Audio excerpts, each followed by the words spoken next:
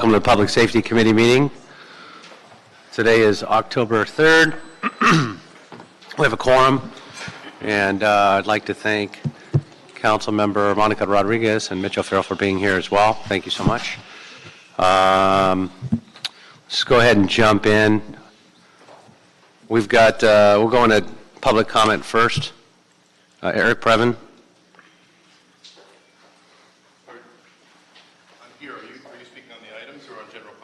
Public comment. General.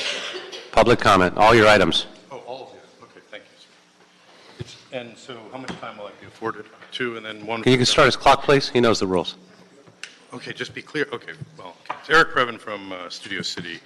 I'm on a neighborhood council, but I'm speaking on behalf of myself today.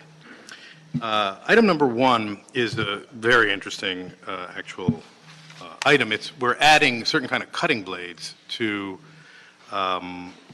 various requirements, and we're establishing penalties for violations as well for very high severity fire zone areas. Now, Koretz is not here, evidently. Oh, is he on this committee? No, okay.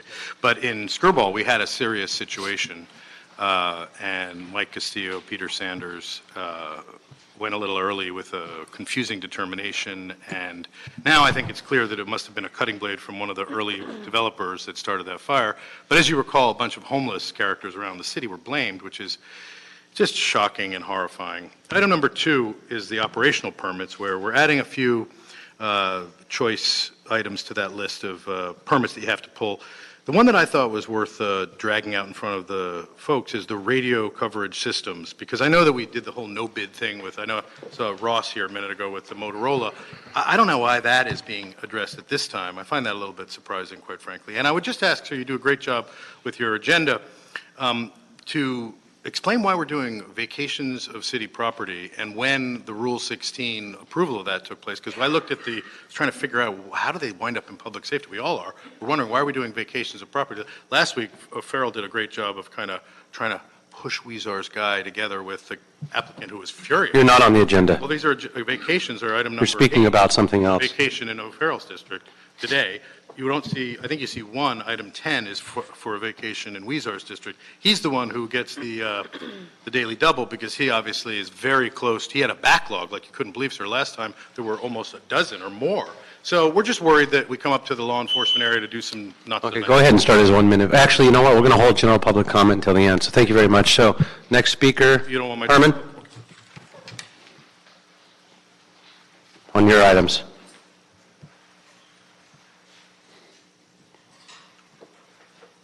And actually, as Herman's coming up, I'll call the others as well. Wayne, are you here? No longer here. We'll go ahead and take your name off the board. Contemptuous motherfucker, isn't he? And Motherfucker. When do I start, motherfucker? that was it. The other name is, Start, motherfuckers. take the other name off as well. So you heard we have a alcohol and drug impairment driving issue. But the problem with drug, and no offense, people who take medication under the influence of drugs tend to have a very contemptuous attitude when dealing with the public affairs. And it's time that contemptuous little shit faces learn to back down and allow the public to be heard. Not that I'm referring to any rule, but the national highway should not receive no more grants until the city of Los Angeles controls its convenience and necessity for alcohol permits. Why the fuck do you have to open up every restaurant, every motherfucking store, every fucking 7-Eleven, every fucking liquor store, and say it's all for public necessity? Fuck you. In addition to that, under Homeland Security, I believe Mr. Previn's right. We need to keep the wetbacks like Jose Weezar from taking a vacation. You're not on topic. And then item 3, fuck reports from the fucking mayor and the fucking city administrator officer for trying to improve criminal justice response. You see, if there was an actual response, we wouldn't have people so contemptuous and scorn about our public comment. In addition to that, Joe Busciano, regarding Quality Act report, engineering relative to a vacation request. The same concerns Eric Previn put for the record. Why the fuck are you giving our vacations and not receiving the actual funds that belong to the public? Stop the fucking stealing and take the Dibble Dwarf off this committee. All right, your Thank time you. is up. Thank you very much. I believe that concludes all the public comment on all the items for people that have cards in, so we'll go ahead and close public comment on the balance of the items. Colleagues, I'd like to move the agenda on consent with the exception of item 2 and 7, and to hear those items. No specials? Yes. Okay, without objection, then that'll be the order, and then those are approved. Thank you very much for being here on those items. So we'll go ahead and hear item 2, the city attorney draft report on the high pile combustible storage permit fees. Oh, I'm sorry, give me 1 second. Did you have a card on? No, I just wanted to walk the items that you're talking about, where we see. The agendas are in the back. Okay, thank you. Sure, certainly. Thanks for being here. Julie, good morning. Good morning. Assistant City Attorney Julie Rafish. Handy Malky, Senior Fire Protection Engineer with the Fire Department. So we had this for a moment in time last time, and so thanks for coming back and walking us through this. If you could start at the beginning again and just walk us through, this is a new fee by the fire department, and where it's coming from, and who it would affect, and sort of and what it would cost, and why we're doing this now. Sure. I mean, I think it might be better to hear directly from the fire department, Sure. but some of these fees are relating to the issuance of permits and plan checks that are already being conducted by the fire department relative to the individual areas that are covered in the ordinance, the combustible high piled storage, the radios, and such. Presently, my understanding is that the department is recovering certain fees under a broader set of fire code sections for the activities that they're performing. What this would do is this would sort of personalize those fees back to the specific actions that are being taken, and it would be consistent with the California Fire Code provisions that authorize the same permits and collection of fees. So we And would so then be- would it reduce then other fees that these businesses are already getting? No, in that case, it doesn't. What it is, it gives us the authority to have a permit and collect the fees for the permit. We were doing a different process, which is really plan check. Now we could better track them, and we know how many facilities they're there. There shouldn't be change in fee in general. Did you have questions on this? Monica, did you have anything on this? No. Okay, is there a way to, and we're talking about this taking effect when? The authority was given to us by the state of California since 2014. Does every city has this? Every city would have adopted it as well, yes. They already have? Yes. Okay. All right, we'll go ahead and move this item and move it on to full city council with support. Very good. Okay, Thank thanks you. for coming back. Thank you very much. Then we'll go ahead and hear item 7, ITA report on the GPS transponder replacements in our fleet with PD and FD. Morning. So I wanted to ask you here, it's obviously a big ticket item. And from reading the report, it looks like we're going a little above and beyond perhaps the required technology. And obviously there's huge technological issues and needs throughout the department. And so I wanted to make sure that, and we wanted to look into, is this the most efficient and is it critically important at this point to go and propose and spend what we're looking at with these particular transponders. And so if you can sort of walk us through that a little bit. Good morning. Laura Ito with Information Technology Agency. Yes, we recognize that this is really a big ticket item for this year, as well as it implies a commitment for next year of about $1.4 million to finish the ADSB compliance. And if we could offer another solution, believe me, ITA would have proposed the less expensive transponders. But we researched in the time between when we first proposed that there was possibly an option to use the Lynx transponders in lieu of the full Honeywell upgrade. We researched and looked for other jurisdictions or other similar helicopters that were using this technology and could not find any in North America. We really wanted to be able to validate the usage. We couldn't find any that were being used on public safety aircraft. And what will this do? This will both bring the helicopters into compliance. It will also, in order to do that, it upgrades the entire Honeywell Epic suite to the latest phase 7. So it replaces the mainframe computers, which are the brains of the whole helicopter, so that it provides more relevant and current GPS information. It also works on,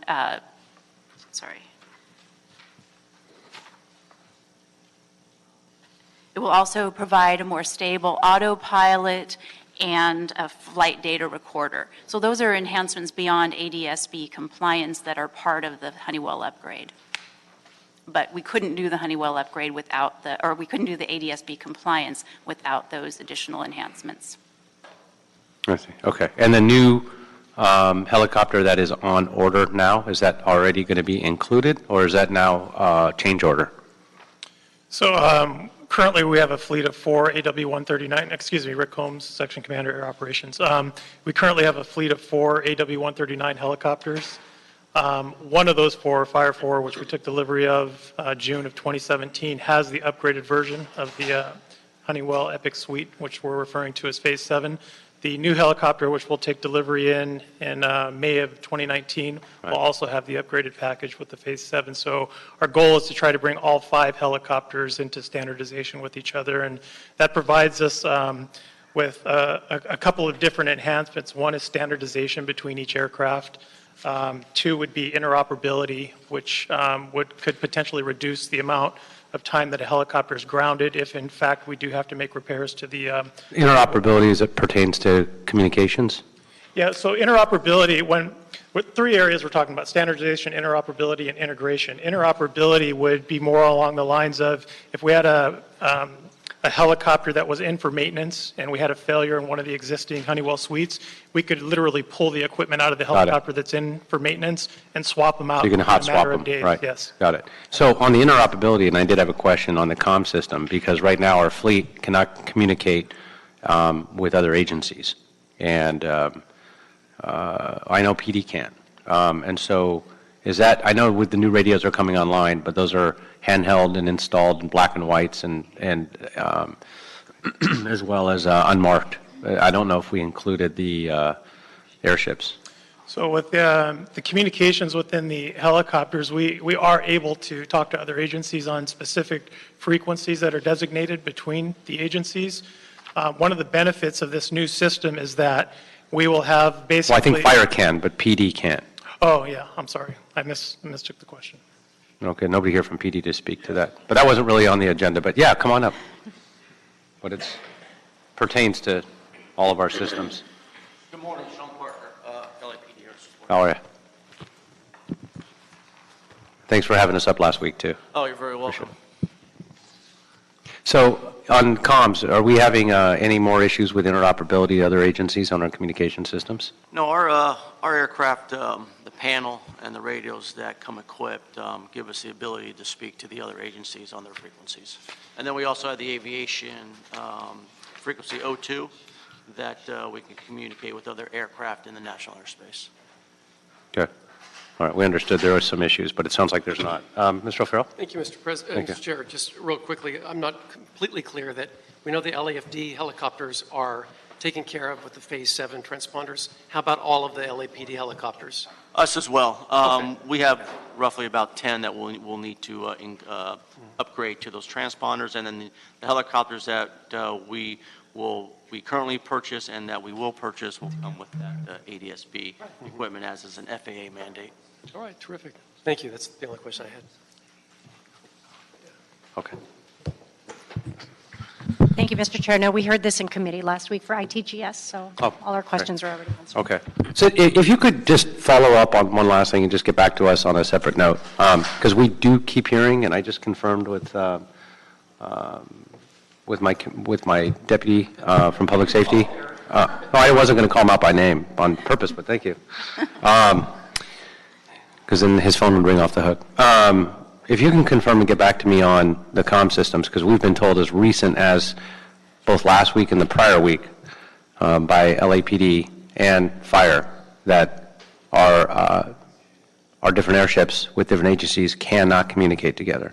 In fact, we had an event for 2 weeks ago that we were going to do a flyover for with, it was the missing man formation, but we were going to include PD and LA County sheriffs or LA County Fire, and they said they could not do it because they couldn't communicate.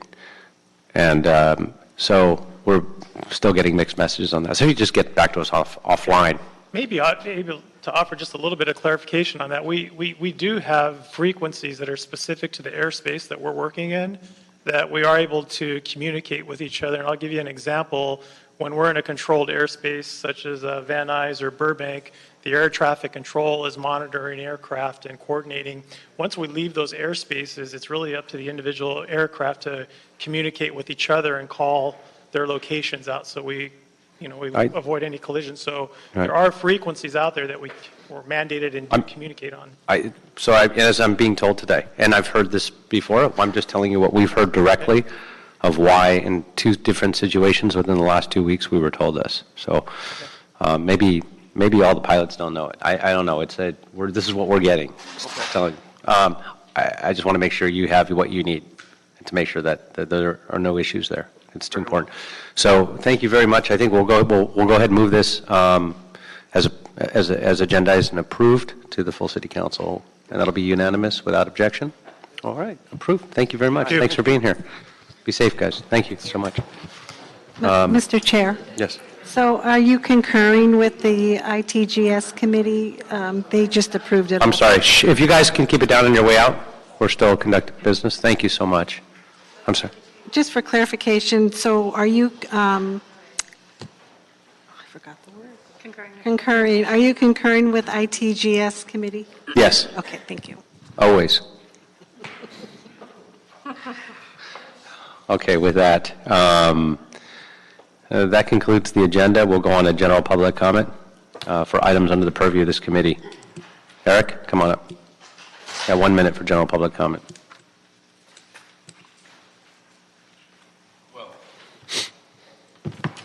Thank you, sir. It's good to know that the helicopters can communicate, and I appreciate that officer clarifying that. And it may have been that the flyover event, they were kind of coming up with an excuse to not do it, because in general, I think they did it. are a little, they did it anyway, good, without communicating. Well, hopefully nobody got hurt, I'm sure. Look, these are our first responders. Let's pull together for a moment and disclose that it's 1.4 million that's being added to 1920, and that we're going to have to do this work evidently. I detected that there's a giant Ted Ross, thank you, 987,000 in there for ITA, and then I noticed that there's a lot of GSD, but they, of course, are working at much lower wages. Items that are not on the agenda. We already covered those items. No, I'm speaking generally about something that's under your purview, sir, which you were meeting on earlier today, and there's nothing wrong with that, as you know.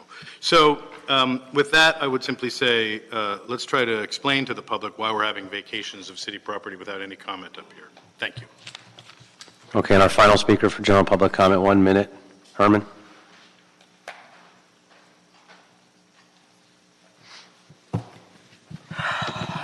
Such a wonderful morning, ladies and gentlemen, Angelinos of Los Angeles. You see, we still have safety issues with the necessity for alcohol consumption. And as long as there's an overflow of drug-related concerns like the ones here in City Hall, we should have more concern, because alcohol creates DUIs. Alcohol creates sexual harassment and sexual misconduct.